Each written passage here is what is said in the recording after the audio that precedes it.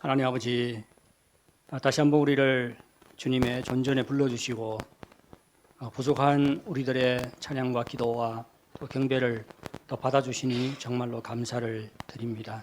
간절히 원하옵기는 이 시간 온전히 주님만 바라보게 도와주시고 모든 찬양과 영광을 하나님께 돌릴 수 있도록 인도해 주시기를 간절히 바랍니다.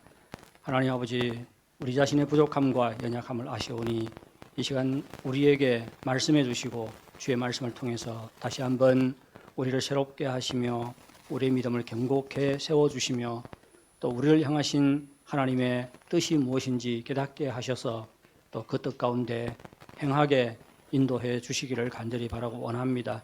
정말 하나님께서 우리를 부르신 목적이 하나님의 영광을 위해서라고 말씀하셨는데 우리가 이 땅 사는 동안 자신의 유익이 아니라 온전히 하나님의 영광을 위해서 살아갈 수 있도록 인도해 주시옵기를 간절히 바랍니다. 이 시간 정말 겸손한 마음으로 주의 말씀을 듣기를 원하오니 주께서 선포되는 말씀을 통해서 우리 각자에게 말씀하여 주시옵소서. 예수님의 이름으로 기도하옵나이다. 아멘. 우리 집에 그루데미 쓴 미국의 신학자입니다. 유에인 그루데미 쓴 조직 신학책이 있는데 거기에 보면 하나님께서 교회를 세우신 목적을 세 가지로 정리를 해놓았습니다. 첫 번째가 예배입니다. 그리고 두 번째가 양육이고 세 번째가 전도입니다. 예배하는 것은 하나님을 향하는 것이지요. 그리고 양육은 성도들을 위한 것입니다. 그리고 전도는 믿지 않는 사람들을 향해서 나가는 것이 전도입니다. 그래서 하나님께서 교회를 세운 목적이 하나님을 위해서 그리고 또 성도들을 위해서 그리고 또 믿지 않는 이 세상 사람들을 위해서 하나님께서 교회를 세우셨다고 그 조직신학책에서 말하고 있습니다. 그런데 여기서 말하는 전도에는 문화가 다른 지역에 가서 복음을 전하는 선교가 포함되어 있습니다. 예배, 양육과 전도 외에도 사회봉사나 부재사역, 교회가 해야 할 일이 아주 많지요. 그리고 다 중요합니다. 교회가 감당해야 할 일이 많고 또 중요하지만 그 중에서도 가장 중요한 사역이 예배와 양육과 전도라는 말입니다. 오늘도 지난 주일에 이어서 전도에 대해서 말씀을 드리려고 합니다. 예수 믿는 사람들은 다 전도의 중요성을 알고 있습니다. 땅 끝까지 이르러 주님의 증인이 되라는 것은 주님께서 우리에게 맡기신 최대의 지상 사명이기 때문입니다. 전도의 중요성을 그런데 전도의 중요성을 알면서도 복음을 잘 전하지 못하는 원인이 무엇이라고 생각하십니까? 각 사람마다 다 다를 것이에요. 하지만 우리는 우리에게 어떠한 공통적인 원인을 찾을 수 있을 것입니다. 그 중에 하나가 저는 두려움이 아닐까 생각을 해요. 어떤 사람은 거절당한 것을 두려워합니다. 그리고 또 어떤 사람은 유별난 사람이라고 비웃음을 당할까 봐 두려워합니다. 그리고 어떤 사람은 자신이 그리스도인 것이 드러나고 그러면 불이익을 당할까 봐 자신이 그리스도인이라는 것 자체를 드러내지 못하고 사는 사람들이 있습니다. 우리가 전도를 하지 못하는 데는 여러 가지 원인이 있겠지만 그 중에 하나의 중요한 원인이 두려움이라고 생각을 합니다. 사도 바울은 예수 믿는 그날부터 열심히 복음을 전하며 살았습니다. 어떻게 보면 우리도 바울에게 빚을 사람들이지요. 영국의 역사학자 토인비는 바울을 태워서 유럽으로 간 배는 기독교 문화를 싣고 갔다 그렇게 말하고 있습니다. 근데 기독교 문화만 싣고 간 게 아니지요. 기독교 복음을 싣고 갔지요. 바울이 복음을 들고 들어간 도시마다 어두움이 그치고 복음의 빛으로 새로운 변혁의 바람이 불었습니다. 바울이 유럽에 복음을 전했고 또 그 복음이 유럽으로부터 미국으로 전해졌습니다. 그리고 유럽 교회와 미국 교회에서 우리나라에 선교사를 보내주었지요. 그래서 우리가 오늘날 예수 믿게 된 것입니다. 이런 의미에서 보면 우리도 바울에게 빚을 진 사람들입니다. 사도 바울의 전도로 인해서 많은 사람들이 예수님을 믿고 구원받는 은혜를 누리게 되었습니다. 하지만 사도 바울이 복음을 전하면서 겪었던 환난과 고통은 이루다 말할 수 없습니다. 바울은 오늘 본문에서 자신이 빌립보에서 복음을 전하다가 고난과 능욕을 당했다고 말하고 있습니다. 그리고 데살로니가에 와서는 큰 싸움 중에 많은 싸움 중에 복음을 전했다고 말하고 있지요. 사실 데살로니가 전서보다도 고린도후서 11장을 보면 바울이 복음을 전하면서 어떠한 고난을 당했는지를 더 자세하게 알 수가 있습니다. 제가 고린도후서 11장 23절부터 28절 내용을 천천히 좀 읽어드리겠습니다. 제가 이 본문을 읽을 때 바울이 복음을 전하면서 어떠한 환난을 당했는지를 유의해서 들으시기 바랍니다. 그들이 그리스도의 일꾼이냐 정신없는 말을 하거니와 나는 더욱 그러하도다. 자신이 그리스도의 일꾼이라고 말하는데 그 그리스도의 일꾼됨의 증거가 무엇입니까? 바울은 고난이라고 이야기를 해요. 나는 더욱 그러하도다. 내가 수고를 넘치도록 하고 옥에 갇히기도 더 많이 하고 매도 수없이 많고 여러 번 죽을 뻔하였으니 유대인들에게 40에서 하나 감한 매를 5번 맞았으며 3번 태장으로 맞고 1번 돌로 맞고 3번 파선하고 일주야를 깊은 바다에서 지냈으며 여러 번 여행하면서 강의 위험과 강도의 위험과 동족의 위험과 이방인의 위험과 시내의 위험과 광야의 위험과 바다의 위험과 거짓 형제 중에 위험을 당하고 또 수고하며 애쓰고 여러 번 자지 못하고 줄이며 목마르고 여러 번 굶고 춥고 헐벗었노라. 이외에 일은 고사하고 아직도 날마다 내 속에 눌리는 일이 있으니 곧 모든 교회를 위하여 염려하는 것이라. 이런 일을 겪으면서 어떻게 계속해서 복음을 전할 수 있겠습니까? 바울은 자신이 복음을 전하면서 수고를 넘치도록 했다고 말하고 있지요. 그 수고는 힘들었다 정도가 아닙니다. 옥에 갇히기도 하고 매도 수없이 맞고 두들겨 맞고 여러 번 죽을 뻔하고 그리고 배가 파선해서 밤새도록 깊은 바다에서 지낸 적도 있습니다. 그리고 늘 여러 가지 위험 가운데 살아갔습니다. 그의 삶은 결코 우리는 삶이 안정되기를 원하잖아요. 그런데 그의 삶은 결코 안정을 누리지를 못했습니다. 여러 가지 위험을 당하며 살았습니다. 그리고 이건 외적인 환난입니다. 뿐만 아니라 교회를 위해서도 늘 염려하며 살았던 것입니다. 복음을 전하다가 이 정도 고생을 하게 되면 어떻게 할 것 같습니까? 어떻게 해야 됩니까? 이거 목사하고 전도사하고 다 때려쳐야 되지 않겠어요? 많은 사람들이 복음을 전하다가 어려움을 당하게 되면 더는 전도하지 않습니다. 하지만 바울을 보십시오. 어떠한 환난도 그로 하여금 복음 전하는 것을 그만두게 만들지 못했습니다. 오히려 그는 더 담대하게 복음을 전했지요. 오늘 우리가 교동문 읽을 때도 그런 내용이 나오지요. 예, 자기는 죽지만 생명이 살아서 그 역사한다고. 우리가 복음을 전할 때도 여러 가지 도전에 직면합니다. 하지만 하나님께서는 우리가 두려움 때문에 전도하기를 포기하는 것이 아니라 더욱더 담대하게 복음을 전하기를 바라십니다. 우리가 어떤 상황에 처해도 담대히 복음을 전하는 것이 우리를 향한 하나님의 뜻임을 믿으시기 바랍니다. 그러면 어떻게 하면 이렇게 담대하게 복음을 전할 수가 있을까요? 우리 생명에 무슨 발동이 걸려야 되지 않을까요? 발동이 걸려야 됩니다. 이것은 이성을 가지고 할 수 있는 일이 아니지요. 그럼 어떠한 발동이 걸려야 될까? 저는 오늘 본문에서 2가지를 발견했는데 우선 복음 전도의 사명감이 있어야 됩니다. 복음 전도의 사명감이 있어야 됩니다.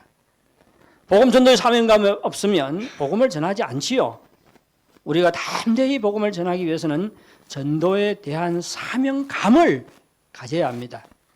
전도에 대한 분명한 사명감이 있을 때 우리는 어떤 상황 속에서도 담대히 복음을 전할 수가 있습니다. 바울이 고난과 능력 그리고 시기와 질투, 생명의 위협 이러한 많은 싸움 중에서도 담대히 복음을 전할 수 있었던 것은 전도에 대한 확실한 사명감이 있었기 때문입니다. 바울은 4절에서 이렇게 말합니다. 오직 하나님께 옳게 여기심을 입어 복음을 위탁받았으니, 바울은 하나님으로부터 복음을 위탁받았다고 말하고 있지요. 즉 하나님께서 복음 전도의 사명을 자신에게 주었다는 것입니다. 바울이 담대하게 복음을 전할 수 있었던 것은 하나님으로부터 복음 전도의 사명을 받았기 때문입니다. 우리도 다 하나님으로부터 전도의 사명을 받았지요. 우리는 구원받는 동시에 예수 그리스도의 증인으로 부름받았습니다. 그렇죠. 우리는 교회가 어떠한 공동체인가를 알게 되면 예수 믿는 모든 사람들이 복음 전도의 사명을 받았다는 것을 알 수가 있습니다. 교회는 예수 믿는 사람들의 모임입니다. 그런데 조직신학을 보면 교회의 속성을, 교회의 특징, 교회의 본질적인 속성을 네 마디로 이렇게 요약을 해놓았어요. 교회는 어떤 특징이 있냐? 첫째가 거룩성입니다. 세상과 구별된다는 뜻이에요. 그리고 통일성입니다. 하나됨이라는 뜻입니다. 그리고 보편성입니다. 교회는 그저 개교회주의가 아니고 아담 때부터 그리고 예수님께서 재림할 때까지 모든 지역, 모든 세대의 모든 그리스도인이 이 하나의 교회를 이룬다는 것입니다. 이 보편성입니다. 그리고 마지막 네 번째 특성이 사도성입니다. 교회의 사도성은 교회가 사도들의 신앙을 계승했다는 뜻도 있지만 교회가 사도들의 사역을 계승했다는 의미도 있습니다. 교회가 사도의 사역과 사명을 이어받았기 때문에 교회를 이루고 있는 매개의 그리스도인마다 다 하나님으로부터 복음 전도의 사명을 받은 것입니다. 사도들은 복음 전도라는 특별한 사명을 위해서 세상으로 보냄받은 자들이지요. 부활하신 예수님께서 요한복음 20장 21절에서 이렇게 말씀하셨습니다. 아버지께서 나를 보내신 것 같이 나도 너희를 보내노라. 사도들은 주님으로부터 보냄받아서 세상에서 복음 전도의 사명을 감당했습니다. 그런데 이제 누가 그 사명을 이어받아야 됩니까? 바로 우리 교회입니다. 이제 교회가 사도들의 사역을 계승했습니다. 교회 공동체는 사도들이 감당했던 사명을 감당하기 위해서 세상에 보냄받았습니다. 교회는 세상으로부터 부름받은 하나님의 백성이지요. 세상으로부터 부름받아서 하나님께 속한 공동체가 교회입니다. 그런데 이것이 교회의 전부 뜻은 아니지요. 교회는 또한 세상에 파송받은 그리스도의 제자 공동체로서 복음 전도의 사명을 감당하는 공동체입니다. 여러분, 우리는 주님으로부터 복음 전도의 사명을 받았다는 것을 알아야 합니다. 뿐만 아니라 전도의 사명감을 가져야 됩니다. 아무리 전도의 사명을 받았다는 것을 깨달아도 사명감을 가지지 않으면 복음을 전하지 않습니다. 따라서 우리는 복음 전도의 사명을 받았다는 것을 알아야 할 뿐만 아니라 전도의 사명감을 가져야 합니다. 그러면 어떻게 하면 전도의 사명감을 가질 수 있을까요? 바울은 하나님께서 자신에게 복음을 위탁한 것이 자신을 옳게 여기셨기 때문이라고 말합니다. 4절에 보면 이렇게 말하지요. 하나님께 옳게 여기심을 입어, 이 말은 하나님의 인정을 받았다는 뜻입니다. 하나님께서 자신을 인정해 주어서 복음 전하는 것을 위탁했다는 말이죠. 바울은 하나님께서 자신에게 복음을 위탁한 것을 하나님께서 자신을 인정해 준 것이라고 말하고 있습니다. 즉 바울은 하나님께서 자신에게 복음 전도의 사명을 준 것을 부담으로 생각하지 않았지요. 오히려 이것이 하나님께서 나를 인정하는 것이라고 생각했습니다. 이것은 무슨 말이에요? 은혜라는 말입니다. 바울은 자신을 죄인 중에 괴수라고 그렇게 말했습니다. 이런 자격이 없다는 것이지요. 구원받을 자격도 없고 더욱이나 사도로 부름받아서 하나님의 예수 그리스도의 복음을 전하는 사명을 감당할 자격은 더구나 없다는 것입니다. 그럼에도 불구하고 주님께서 자신을 옳게 여기셔서 자신을 인정해 주어서 이와 같은 사명을 주었다는 것입니다. 하나님께서는 바울을 구원으로 부르심과 동시에 그를 사도로 부르셔서 전도의 사명을 감당하게 했습니다. 바울은 이것이 하나님의 엄청난 은혜인 것을 알았기 때문에 이러한 그 은혜에 대한 인식과 감사하는 마음이 바울의 마음에 전도의 사명감으로 불타게 했습니다. 여러분, 하나님께서 부족한 우리에게 복음 전도의 사명을 맡기신 것 은혜입니다. 회사에서 상사가 중요한 일을 우리에게 시키는 거 좋은 일이에요? 좋지 않은 일이에요?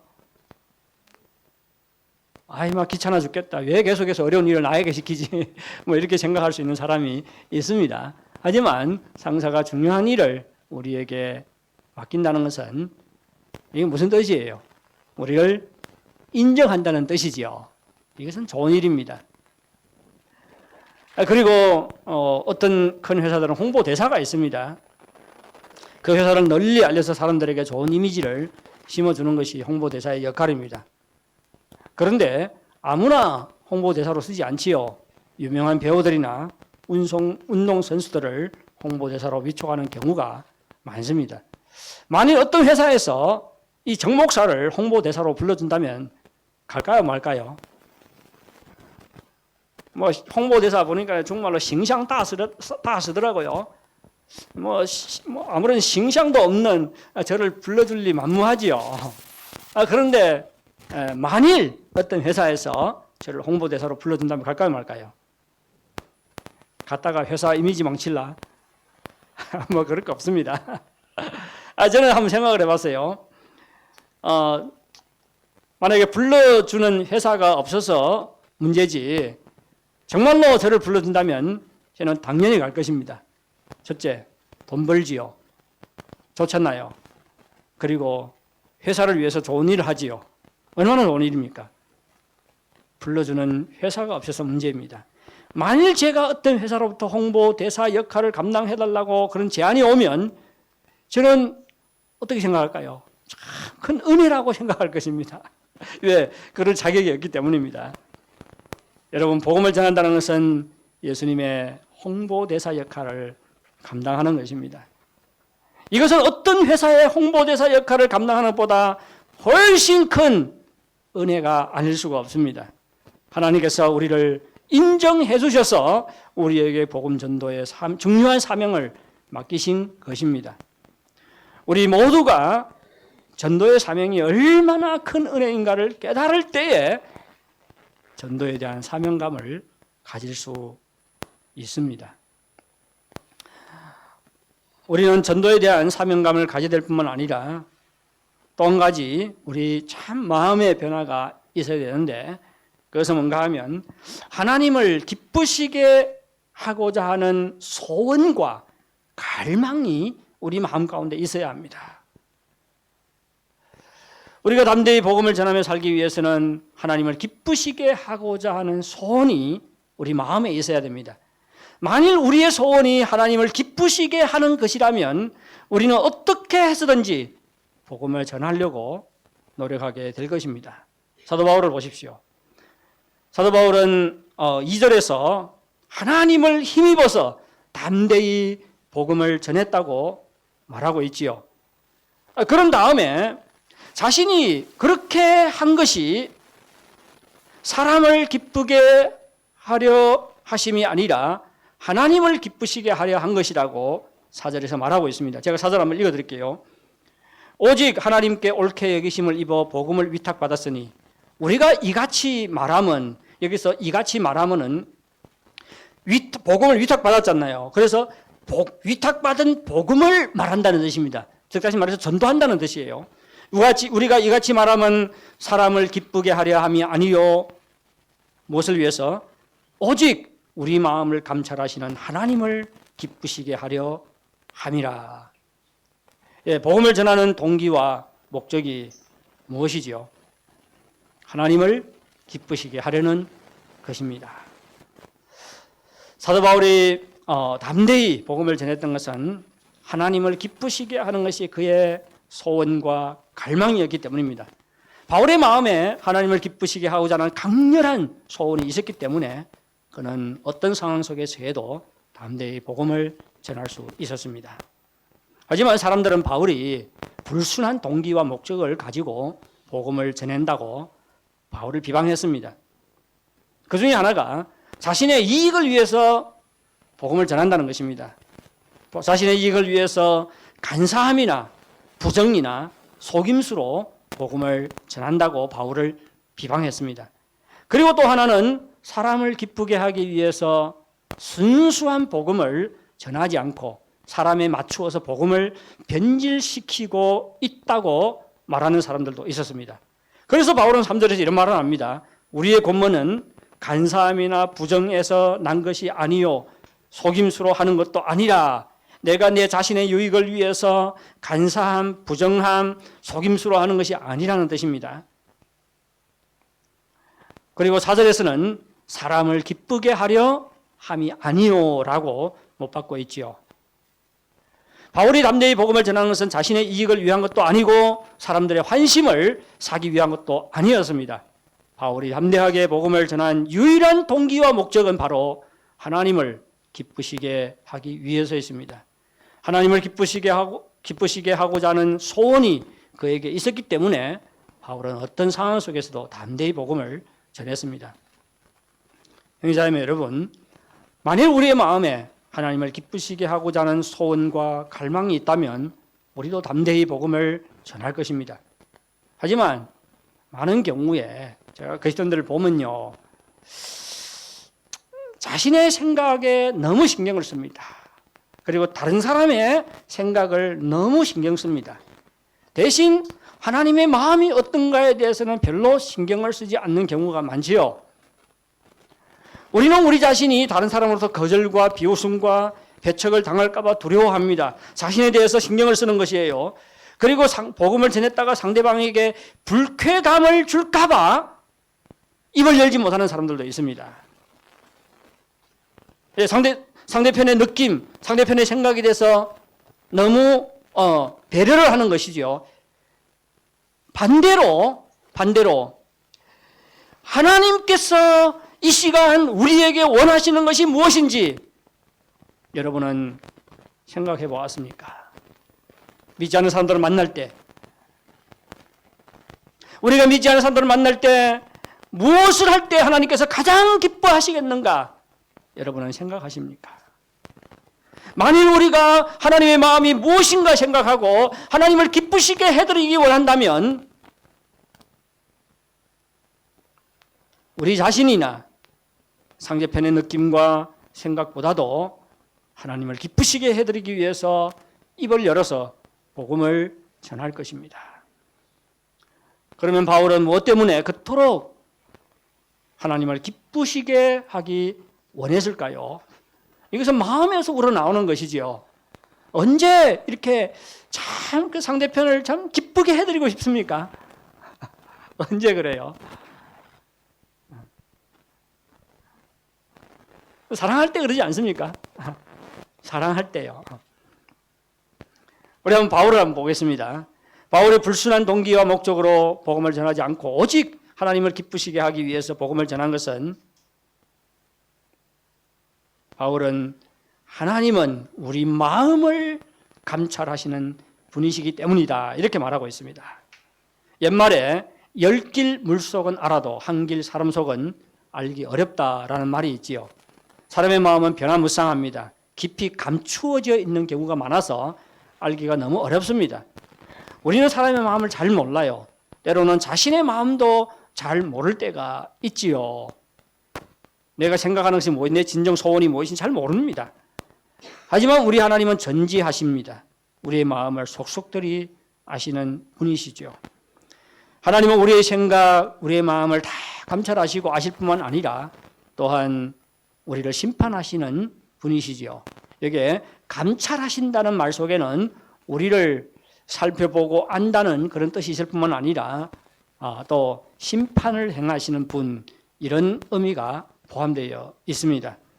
그런데 하나님은 우리의 행동을 보실 뿐만 아니라 그 행동 깊이에 있는 마음의 동기와 목적도 보시는 분이시지요. 만일 우리가 하나님을 기쁘시게 하려고 복음을 전할 때 하나님께서는 우리를 인정하시고 우리에게 상을 주십니다. 우리의 수고가 절대 헛되지 않습니다. 그런데 복음 전도나 다른 좋은 일을 하면서도 순수한 동기로 하지 못하고 불순한 동기와 목적으로 하는 사람들이 있습니다. 특히 사역자들 참 이 면에서 자신을 잘 경계할 필요가 있습니다. 저는 특히 그 고아원이나 그런 이런 구제 사역을 하는 목사님들이 있지 않습니까? 저는 어떤 분이 고아원을 십몇 년 경영을 하고 집 서너 채를, 집 4채, 5채를 산 목사님을 알고 있습니다. 무슨 목적으로 그렇게 했는지 모르겠어요. 저는 처음에는 너무 낯선 지역에 가서 막 소수민족에게 복음을 전하고 또 그 장족들은 참 이렇게 가정이 굉장히 이혼도 많이 하고 그리고 애 놓고 남편 떠나버리고 그런 가정들이 많아요. 그래서 고아들도 많고 그리고 또 할아버지 할머니에게 맡겨져서 키우는 또 자식들도 있습니다. 그런데 할아버지 할머니들이 이렇게 이 손자 손녀들 잘 돌보지 못하잖아요. 이러한 그 아이들을 불러다가 고아원을 하는 목사님을 제가 압니다. 처음에는 너무 참 대단하다 그랬어요. 그래서 어떻게 해든지 그 고아들을 도와주려고 제가 노력을 많이 했습니다. 노력을 많이 했어요. 근데 후에 보니까네 속내는 전혀 다르더라고요. 이거요. 제가 깜짝 놀랐어요. 그리고는 그분이 얼마나 불쌍하게 생각되는지 참 너무 불쌍해요. 이 도대체 이거 뭐 한 것인지 십몇 년 동안. 불순한 동기와 목적으로 하는 사람들이 있습니다. 하나님께서 이런 사람들 사용할까요? 사용하지 않을까요? 사용해요. 바벨론 왕도 사용하시는 분이십니다. 그렇지 않나요? 이런 분들을 사용해요. 그를 통해서 전도의 열매를 맺게 하실 수 있습니다. 하지만 만일 자신의 이익이나 사람을 기쁘시게 하기 위해서 복음을 전하거나 다른 봉사활동을 한다면 마음을 감찰하시는 하나님의 인정은 받지 못합니다. 형제자매 여러분, 하나님을 기쁘시게 하고자 하는 소원을 품을 수 있기를 바랍니다. 우리 자신의 이익이나 사람을 기쁘시게 하기 위한 것이 아니라 하나님을 기쁘시게 하기 위해서 섬기고 열심히 전도하는 여러분들이 되시길 바랍니다. 만일 하나님을 기쁘시게 하는 것이 우리의 가장 큰 소원이 될 때 우리는 담대히 그리고 열심히 복음을 전하게 될 것입니다. 구정기간 자기를 기쁘게 하고 또 다른 사람을 기쁘게 하는 것이 아니라 물론 즐거운 시간을 보내야 됩니다. 가족들과 즐거운 시간을 보낼 수 있기를 바랍니다. 하지만 우리 자신만 기쁘게 하고 다른 사람만을 기쁘게 해드리는 것이 아니라 하나님을 기쁘게 하시기를 바랍니다. 하나님이 기쁨이 되는 구정을 보낼 수 있기를 바랍니다. 하나님께서 가장 기뻐하는 것은 잃어버린 양이 돌아오는 것이지요. 우리가 복음을 전할 때 하나님께서 가장 기뻐하십니다. 가족과 친척과 친구들에게 복음을 전함으로 하나님을 기쁘시게 하는 구정을 보내시기 바랍니다. 사랑하는 성도 여러분, 하나님은 우리에게 복음 전도의 사명을 주셨습니다. 하나님은 우리를 하나님의 백성과 자녀로 불러주셨을 뿐만 아니라 우리를 복음 전도자로 불러주시고 세상에 보내셨습니다. 우리 그리스도인들은 누구나 할 것 없이 다 복음 전도자로 부름받고 보냄받은 사람들입니다. 따라서 복음 전도의 사명감을 가지시기를 바랍니다. 그리고 하나님을 기쁘시게 하고자 하는 소원과 갈망을 가지시기를 바랍니다. 우리가 어떤 상황 속에 처해도 담대히 복음을 전함으로 하나님의 인정과 칭찬과 상을 받을 수 있기를 바랍니다. 우리 다 같이 복음성가 사명을 부르도록 하겠습니다. 이 찬양을 부를 때 다시 한번 하나님 앞에 헌신하고 결단하는 시간이 될 수 있기를 바랍니다.